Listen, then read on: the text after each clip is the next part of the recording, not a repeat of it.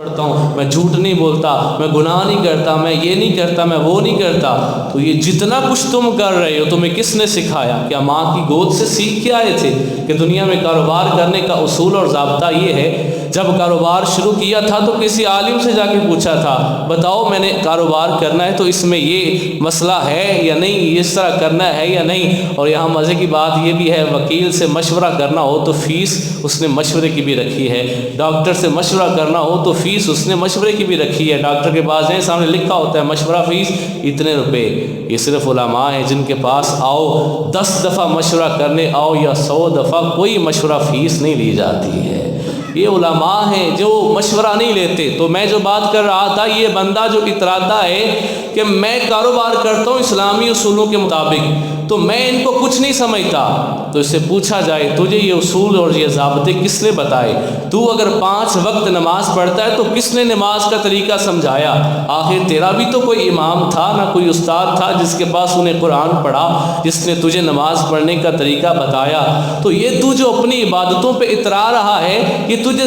طریقہ بھی کسی عالم نے سکھایا تھا۔ تو بات حدیث کی کر رہا تھا، اسی میں واپس آتا ہوں۔ اللہ کے سامنے حشر کے میدان میں علماء اعتراض کریں گے، یا اللہ اگر تو ان مجاہدین کو جنت میں اتنے اتنے درجے دے رہا ہے تو یہ ہماری کوششوں کا نتیجہ ہے، ہم نے انہیں علم دیا کہ جہاد کا اتنا اجر ہے تو انہوں نے جہاد کیا۔ اے اللہ اگر یہ عابدین اتنے درجے پا رہے ہیں تیری بارگاہ میں تو یا اللہ ہماری محنت کا نتیجہ ہے، ہم نے انہیں بتایا تھا عبادت اس طرح کرنی ہے۔ اللہ فرمائے گا، اے گروہ علماء تم تو ان کی طرح نہیں ہو، ان کو تو میں نے ان کے درجات دے دیے کہ تمہارا یہ درجہ ہے، تمہارا یہ درجہ ہے۔ حدیث کے الفاظ میں نبی فرماتے ہیں، اللہ فرمائے گا تم تو میرے نزدیک فرشتوں کی طرح ہو، تمہیں خود جنت میں بعد جانا، جس کی سفارش کرتے ہو تمہاری شفاعت سے میں اسے بھی جنت عطا فرما دوں گا۔ یہ ان کا اللہ کے دربار میں مقام ہے جنہوں نے علم پھیلایا دنیا کے اندر۔ تو یہ جو ہر بندہ اٹھ کے کہتا ہے علماء کو کیا پتا، یہ تو اپنا اپنا جناب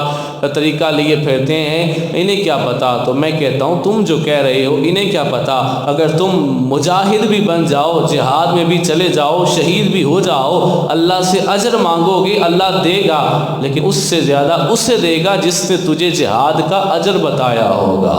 حدیث مبارکہ کے الفاظ میں نبی علیہ الصلوۃ والسلام ارشاد فرماتے ہیں، اللہ قیامت کے دن جب انصاف کرنے بیٹھے گا، جب لوگوں کو عطا کرنے لگے گا ان کی اعمال کے لحاظ سے، تو میرے نبی علیہ الصلوۃ والسلام فرماتے ہیں اگر مجاہدین کا خون اور علماء کے قلم کی سیاہی ان دونوں کو ترازو کے پلوں میں رکھا جائے تو مجاہدین کا خون بڑا اعلیٰ ہے۔ میرے نبی علیہ الصلوۃ والسلام نے تو یہاں تک فرمایا جب کوئی شہید ہوتا ہے، خون کا پہلا قطرہ زمین پہ گرنے سے پہلے وہ بندہ بخش دیا جاتا ہے، لیکن وہ مجاہد جس کی اتنی عظمت ہے اس کا خون، میرے نبی علیہ السلام فرماتے ہیں جب قیامت کے دن اس کے مقابلے میں علماء کے قلم کی سیاہی رکھی جائے گی، ان کے قلم کی سیاہی بڑھ جائے گی، خون تھوڑا رہ جائے گا۔ یہ علماء اللہ تعالیٰ کے نزدیک اتنے عظمتوں والے ہیں کہ میرے نبی علیہ الصلوۃ والسلام سے پوچھا گیا، یا رسول اللہ صلی اللہ علیہ وسلم ایک طرف بندہ ہے جو عبادت کرتا ہے اور دوسری طرف بندہ ہے جو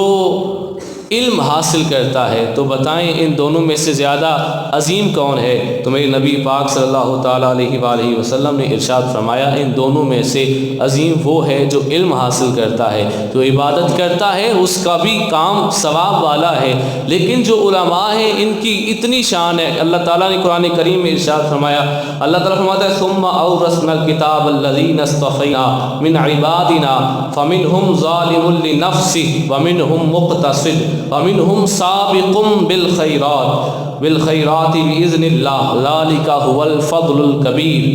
ترجمہ سنیے گا، اللہ تعالیٰ نے جن کو علم دینا تھا ان کا قرآن میں ذکر کرتے ہوئے کیا ارشاد فرمایا؟ اللہ فرماتا ہے پھر ہم نے کتاب کا وارث بنایا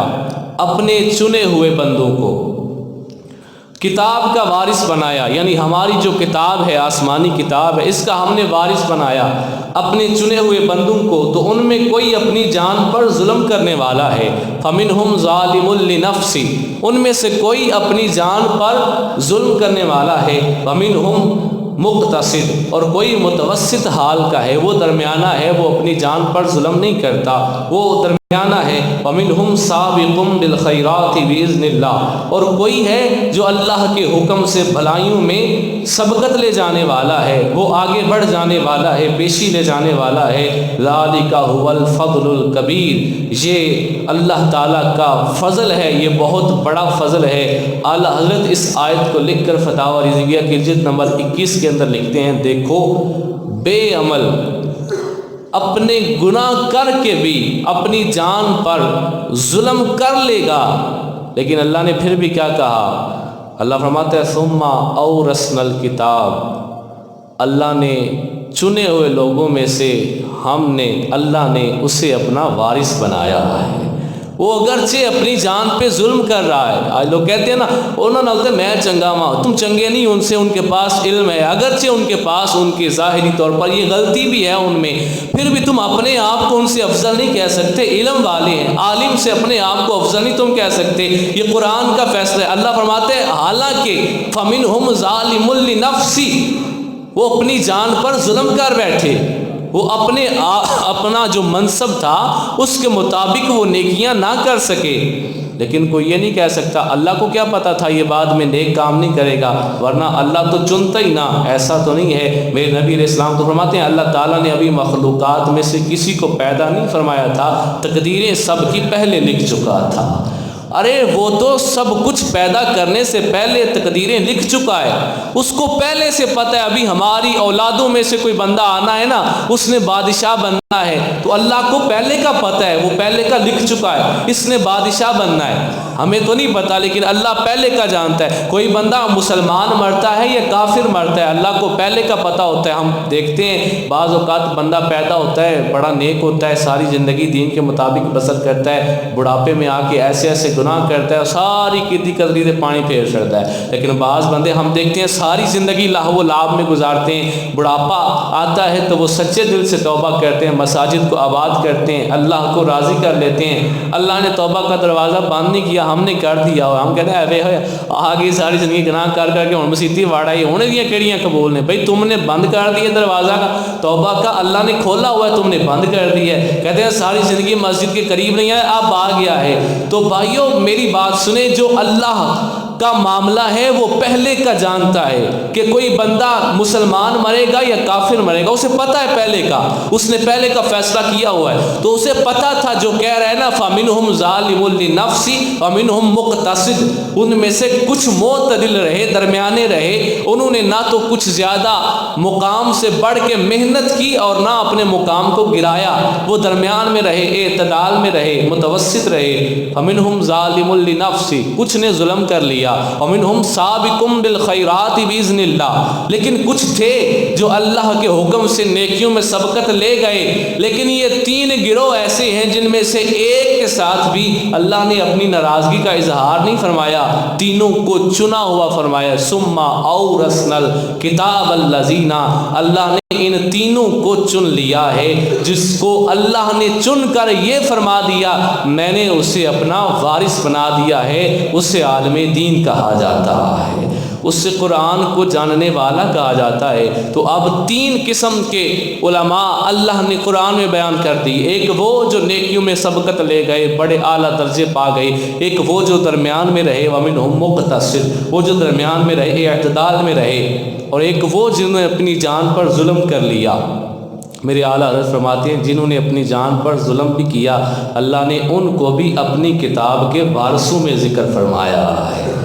یہ نہیں کہا کہ بس میرے تو فارغ نہیں ہے، جس طرح ہمارے ہاں ہوتا ہے نا، اگر ایک ہم کسی عالم سے مسئلہ پوچھیں اور اس سے غلطی ہو جائے کوئی بڑی بات نہیں، بعض اوقات نہیں بھی بندے سے مسئلہ صحیح بیان ہوتا تو کہتے ہیں اینو کہدا پتہ ہے بھائی اے چھڑ دیو ادھر نال تے میں چنگا، تو تم اپنے آپ کو اس سے بہتر نہیں کہہ سکتے، یہ فیصلہ قرآنی فیصلہ ہے، ہم اپنے پاس سے نہیں کہہ رہے، یہ قرآن کا فیصلہ ہے۔ اللہ اکبر۔ امام غزالی رحمۃ اللہ علیہ احیاء العلوم کے اندر لکھتے ہیں کہ جب ایک بندہ علم حاصل کرتا ہے تو اللہ تعالیٰ اس پر اتنا راضی ہوتا ہے، اللہ تعالیٰ اس بندے پر اتنا راضی ہو جاتا ہے کہ جو بندہ علم حاصل کرنے والا ہے وہ اپنے گھر سے نکلتا ہے، وہ مر جاتا ہے، قیامت کے دن اس کے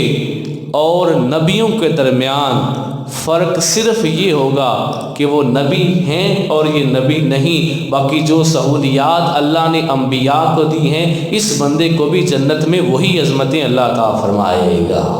فرق رہ جائے گا نبوت اور نبوت کے کمالات کا،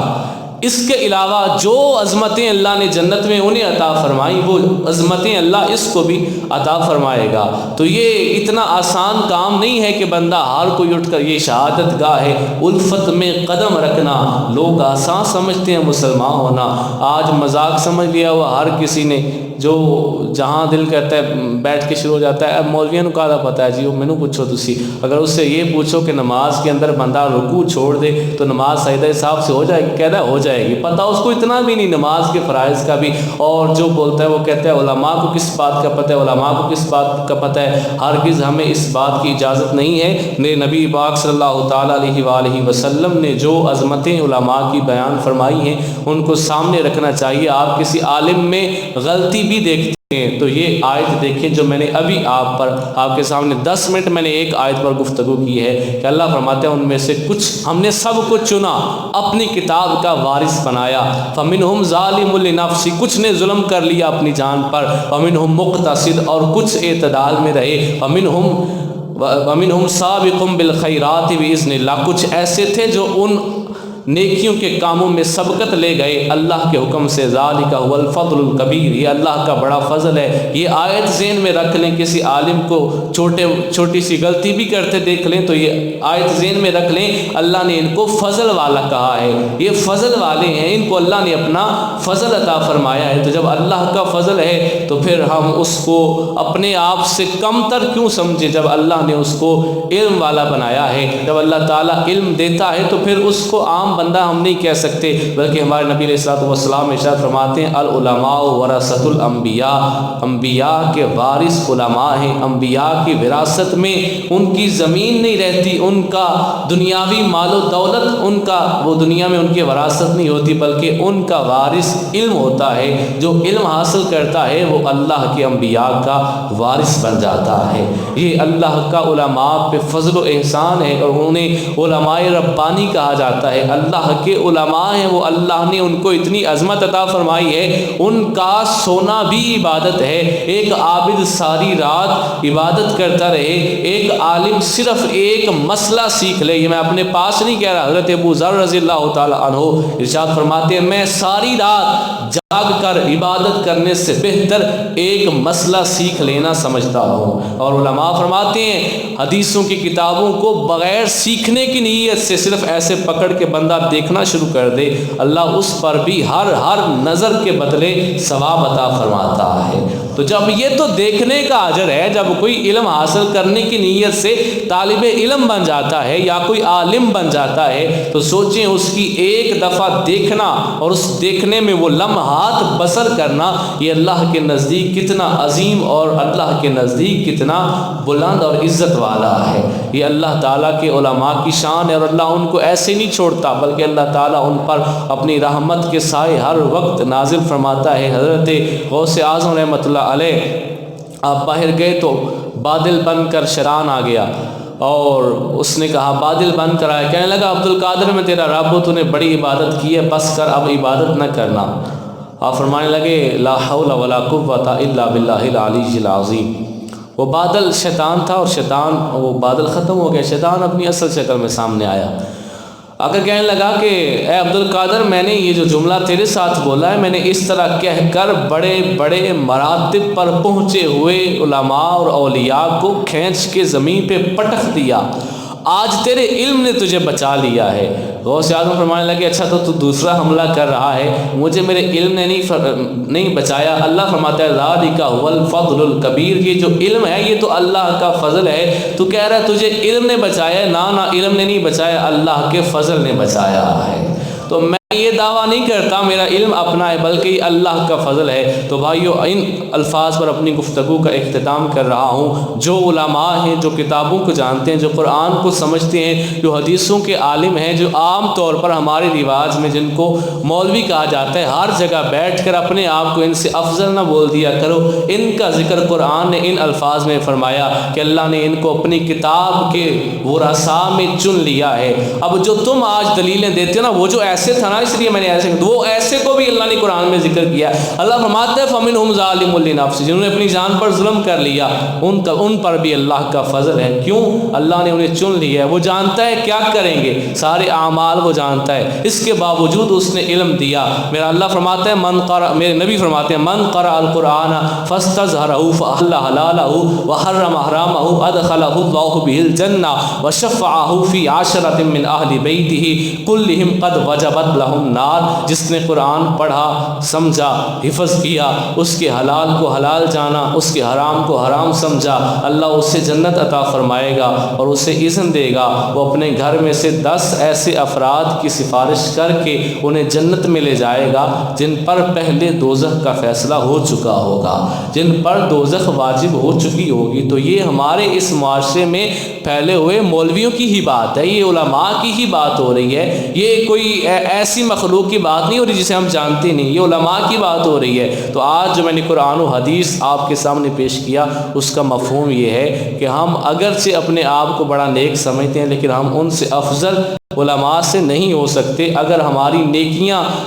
بظاہر ان سے بڑھ بھی جائیں تو قیامت کے دن وہ علماء کہیں گے یا اللہ اس نے اگر اتنی نیکیاں کی ہیں تو میں نے اسے علم دیا تھا، میں نے طریقہ بتایا تھا، اسے تو نماز کا طریقہ نہیں آتا تھا، میں نے اس کے بچے کو نماز کا طریقہ بتایا، اتنا اجر اگر پا رہا ہے تو آج میری محنت کی وجہ سے پا رہا ہے۔ اللہ تعالی ہمیں علماء کی قدر کرنے کی توفیق عطا فرمائے۔